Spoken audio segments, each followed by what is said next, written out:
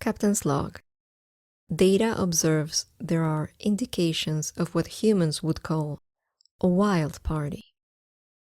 Tasha Yar will find what she needs at the ship's stores.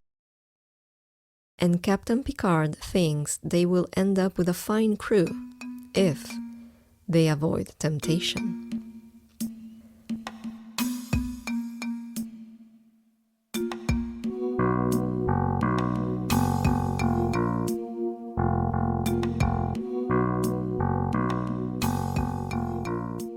Hi, I'm Broccoli. Welcome to Cancel Red Alert. Today I will talk about the naked now. Yes, that's right, the horny episode. I've seen people online describing it as the episode with the horny gas, and I just wanted to say that is absolutely incorrect. It's horny polywater. So please, let's get our facts straight. The Naked Now is the second episode of the first season of Star Trek The Next Generation. It originally aired on October 5, 1987. First, I will do a little introduction on what happens in this episode, and then I will talk about how the main conflict in The Naked Now allows us to learn more about the main characters' wants and needs. In a word, their desires. So come with me. Let's get some spicy hot chocolate from the food replicator and let's see what's out there.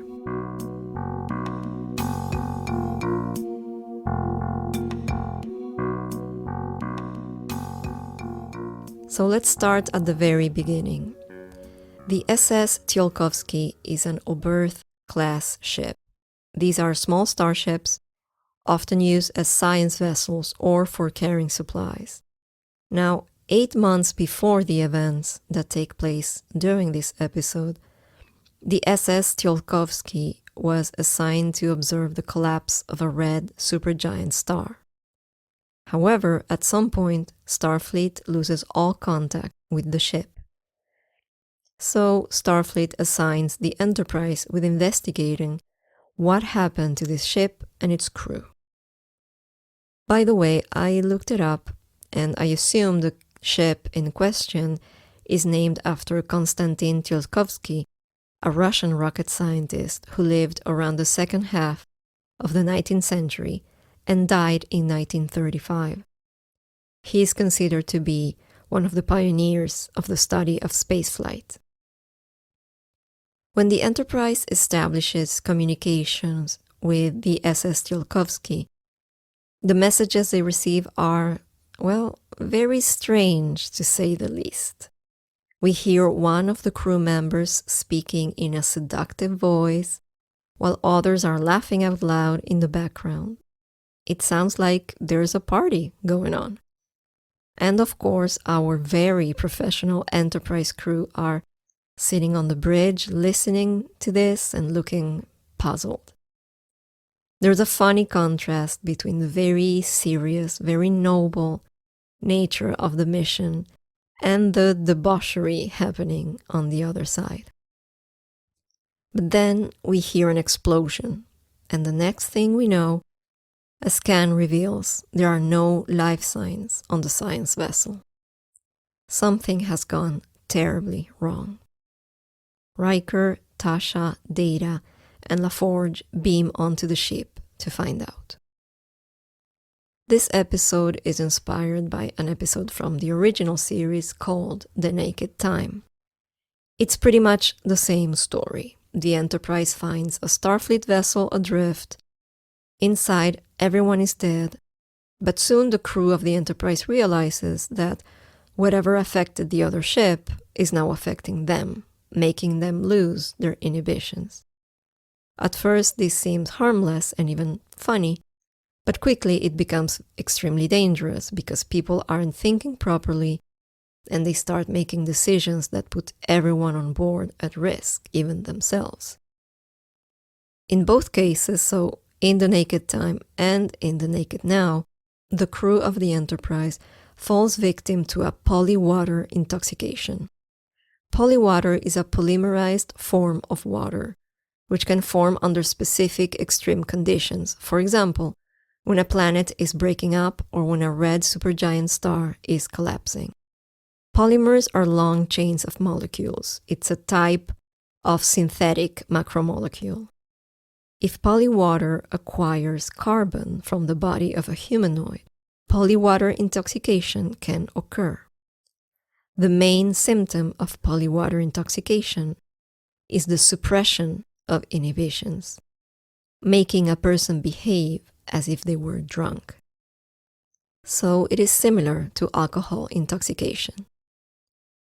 I think that by using a story from the original series, TNG was trying to establish a certain continuity with the original show, all the while using the storyline to better flesh out the new generation of characters. Since everyone starts losing their inhibitions, we get to know our main characters a little bit better. We know their preoccupations, their needs, and their desires. So, what do we learn about them? Let's start with Geordi, since he is the first member of the crew to become intoxicated. He is being examined by Dr. Crusher in sickbay when he becomes rowdy and kind of aggressive. But then he becomes upset and melancholic. He laments his lack of vision, and he says he doesn't really want the technologically enhanced vision that the visor provides him with. He actually just wants to see, like the others do, with all the flaws and shortcomings of normal human vision. He says, and I quote, "I want to see in shallow, dim, beautiful, human ways." Wesley also falls victim to the space intoxication extravaganza. We actually learn a lot about Wesley in this episode. Wesley has created a miniature tractor beam emitter all by himself, which is of course very impressive. He's just a child.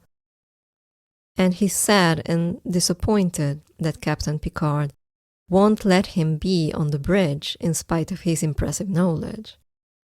So, like many children, what Wesley wants is to grow up to be an adult already, or to at least be treated like an adult. In the episode, Wesley ends up taking over engineering and forcing Picard to listen to him and to obey him too.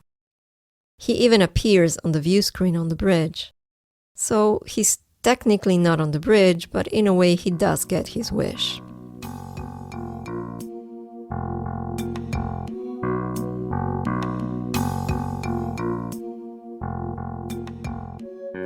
Now, and I am about to say a sentence that I think should be said more, let's talk about Tasha Yar. What we know so far about Tasha is that she is the security officer on the Enterprise. She seems very professional, like everybody else on the Enterprise, of course. This is only the second episode of the show, so we don't know much about everyone. But in the pilot, we learned that Tasha Yar grew up on Turkana 4.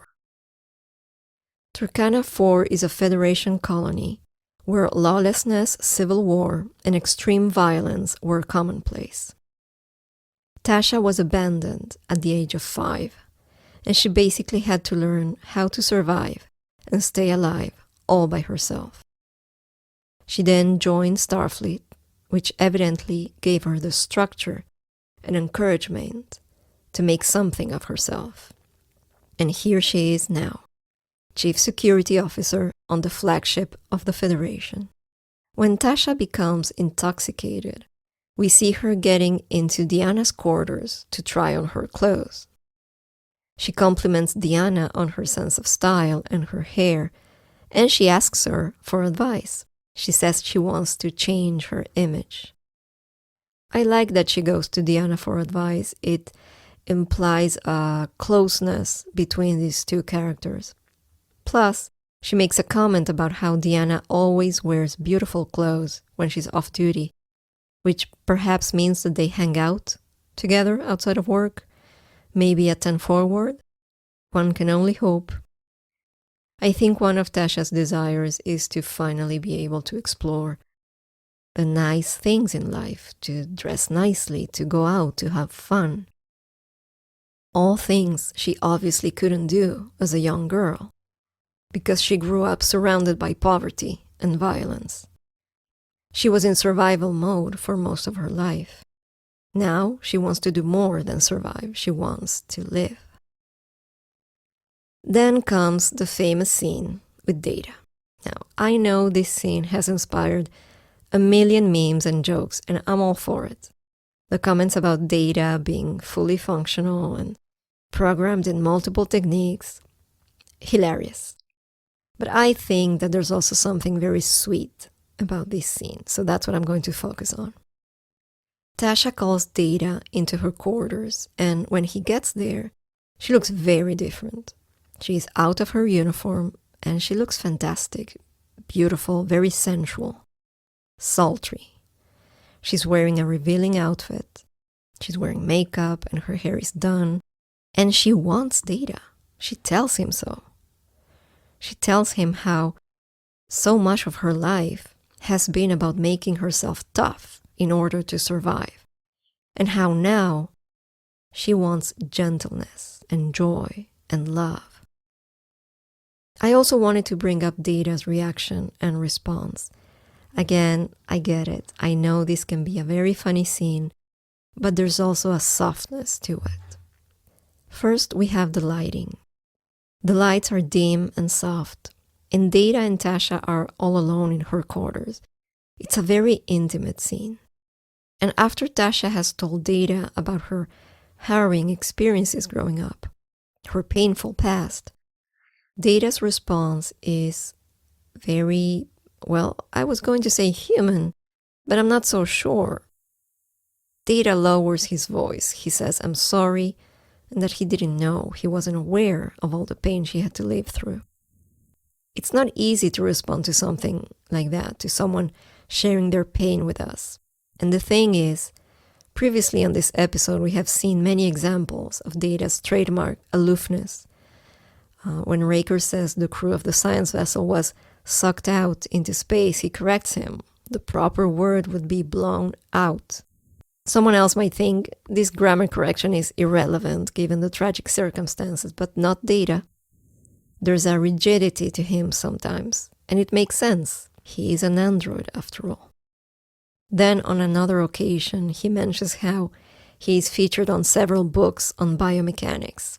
And later on, he seems worried about whether his comments could be perceived as boasting. My point is, Data is not the best at reading the room, which is what makes his interaction with Tasha Yar all the more complex and interesting.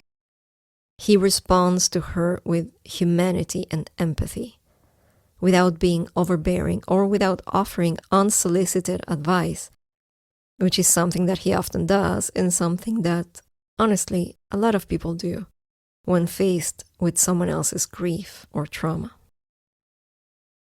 And this leads me to explore how Data is affected by the space intoxication and what desires of his are revealed to us. Now, of course, Data is an android. He can't really become affected by the intoxication. So in true Data fashion, he's mimicking being affected by the polywater intoxication. This happens after his encounter with Tasha, so he's acting all silly and happy, just like anyone would after spending a lovely evening in great company. So he's imitating what everyone else around him is doing, and perhaps getting lost in that imitation. And in doing so, he's expressing his desire to be human, to have human experiences, to be silly, to make mistakes, but also to have human experiences like intimacy. Captain Picard becomes afflicted only towards the end of the episode, so we don't get to see him losing too many of his inhibitions. We mostly see him becoming a little disoriented and having a hard time concentrating. But he's also attracted to Dr. Crusher, and he stays close to her, and he even flirts a little bit with her. He calls her Beverly and then Bev. Like I said, it's not much because soon the cure begins to work and the intoxication stops. But it's enough to guess that Picard's desire is closeness. As the captain of the ship, it's very complicated for him to have a romantic relationship with a subordinate. And it's also just difficult to have romantic relationships in general. I think it's safe to assume that in life, he had to make a choice between having a family or having a military career that would take him to faraway places all over the galaxy, sometimes for months at a time. And he chose the latter. Oh, and one last comment I wanted to make. At some point when most of the ship has become intoxicated, we find out that the ship's training division is ordering all the officers to attend a lecture on metaphysics. So I'm guessing someone's deep and darkest desire on board the Enterprise is to teach their fellow crew members about metaphysics. There's someone on that ship who, when they become drunk, all they do is talk about metaphysics. And I love that. I would love to know who that is.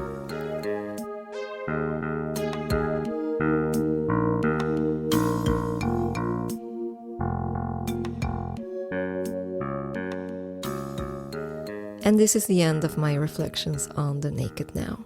Thank you for listening to my Star Trek musings. I just put the empty mug of hot chocolate back into the food replicator, and I'm going to ask for some water because it was a little too sweet. I'm going to have to adjust the sweetness parameters on my food replicator, I think. Now, I would like to ask you, the listener, a question. We don't get to see Worf or Riker become intoxicated, so we don't know how they would react or what they would do when losing all inhibitions. What do you think they would do? Either one of them or any other character, really. What about O'Brien? What would O'Brien do if he became space drunk?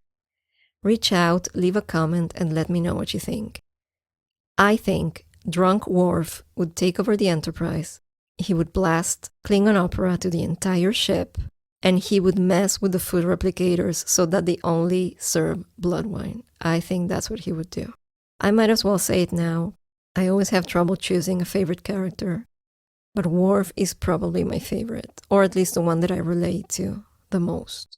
Anyways, that's it from me. Until next time, live long and prosper.